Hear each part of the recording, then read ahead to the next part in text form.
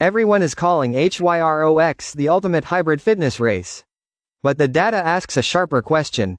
Is it actually a running race wearing a strength vest? Before we continue, subscribe to Sports Science Insight. Here, we break down current sports science, performance trends, and training claims with evidence, not hype.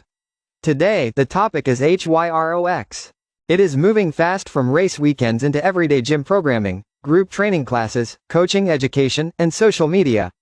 The sport looks like the perfect blend of endurance and strength. 1 kilometer of running, then a station, repeated again and again. But when researchers started looking at performance data, the message became more specific. HYROX may be hybrid in appearance, but the winning edge for many athletes may come from the running engine. HYROX is trending because it is no longer just an event format for a niche fitness community. It is becoming a mainstream training product. Les Mills now positions itself as the official HYROX group training program partner, and its HYROX page projects 1.3 million athletes competing in HYROX events during the 2025 and 2026 season. The NSCA and HYROX Academy partnership adds another signal. Coaching standards, education, and certification are becoming part of the HYROX ecosystem. That changes the conversation. When a sport becomes a programming model for gyms around the world, athletes and coaches need to know what actually drives performance. The marketing message is simple: HYROX is hybrid fitness racing. But the science question is more precise. What is the limiter? Is it maximal strength? Is it local muscular endurance? Is it aerobic capacity? Is it the ability to run well after the stations? The answer matters because training time is limited. If athletes build the wrong qualities, they may get better at suffering through hard circuits without actually improving race performance. The strongest direct physiology study so far tested recreational HYROX athletes in a simulated competition.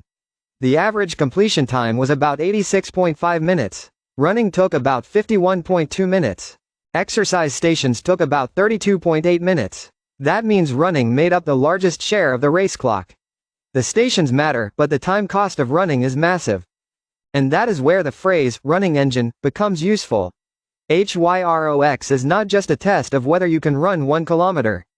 It is a test of whether you can keep returning to running after sled pushes, sled pulls, burpee broad jumps, rowing, carries, lunges, and wall balls. The running segments are repeated under fatigue. That makes running durability a central performance quality. In practical terms, a small drop in running pace can accumulate across the race. If each run gets slower because the stations leave you too damaged, your total result suffers. So the key question is not only, how strong are you? It is, how quickly can you get back to running well? The same physiology study found that VO2 max was related to better performance. Grip strength and muscle mass percentage did not show the same relationship in that small sample.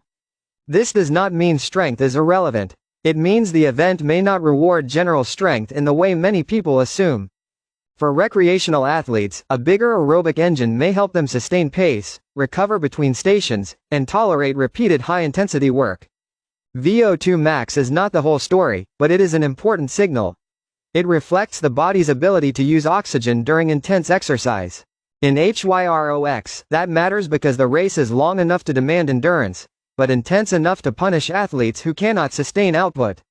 The stations create spikes of muscular and metabolic stress. But the race does not stop there. After each station, the athlete must run again. That is why aerobic capacity can carry the result. It helps control the cost of the stations and supports recovery while still moving. Now, this is where we have to avoid oversimplifying. HYROX is not only running. The stations still matter. Sled push, sled pull, farmer carry, sandbag lunges, wall balls, rowing, ski erg, and burpee broad jumps all create specific demands. Athletes need enough strength and local muscular endurance to complete these tasks efficiently. But the key word is efficiently. Strength should make stations cheaper. It should reduce the time cost, reduce unnecessary fatigue, and protect the next run. The goal is not simply to chase the biggest gym numbers. The goal is to make each station less expensive for the whole race. A very strong athlete who leaves the sled push unable to run well may lose the advantage immediately. A less explosive but more efficient athlete may keep moving, control transitions, and preserve pace. So the training question becomes, does this strength work help the athlete return to running quickly? If the answer is no, it may be impressive, but it may not transfer well to HYROX performance. HYROX preparation is concurrent training. Athletes combine endurance work, strength work, station practice, intervals, and race simulations. That can be productive, but it also creates a recovery problem.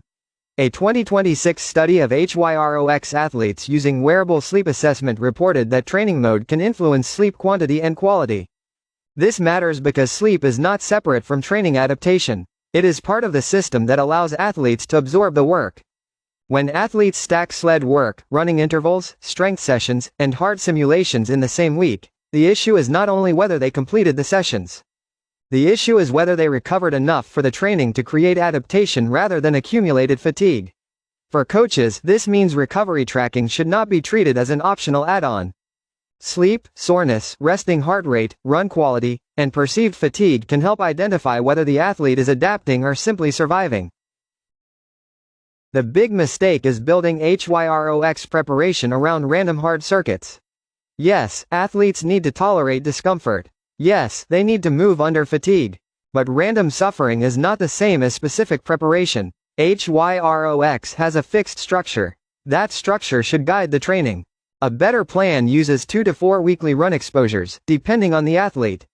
That can include easy aerobic volume, threshold or interval work, and controlled running after station practice. The athlete should also practice transitions because losing time between stations and runs can quietly damage performance. Strength work should target station efficiency. Sled strength, trunk stiffness, grip endurance, lunging capacity, and wall ball tolerance all matter. But each piece should support the race model. The best question after a station is simple: can you run well again? If not, the station may be too costly, the pacing may be wrong, or the training plan may need adjustment. Here is the bottom line. HYROX is hybrid in appearance, but performance may be decided by how well your aerobic engine survives the stations. The current evidence is still young. One key physiology study included only 11 recreational athletes, so we should not overgeneralize exact correlations to elite athletes, women-only cohorts, older athletes, or doubles racing. But the early signal is useful. Running time dominates the race clock. VO2 max matters. Stations matter most when they change running pace, transition time, and fatigue cost. For athletes, the takeaway is practical. Do not train only to look good in hard circuits. Train to run well, move efficiently through stations, and return to pace under fatigue. For coaches, program HYROX as concurrent training with a running bias. Build strength to protect the run. Track recovery so the athlete can absorb the work. And remember that performance is not about doing everything hard. It is about doing the right work, at the right dose, at the right time. If this video helped, like the video, subscribe to Sports Science Insight, and follow the next analysis.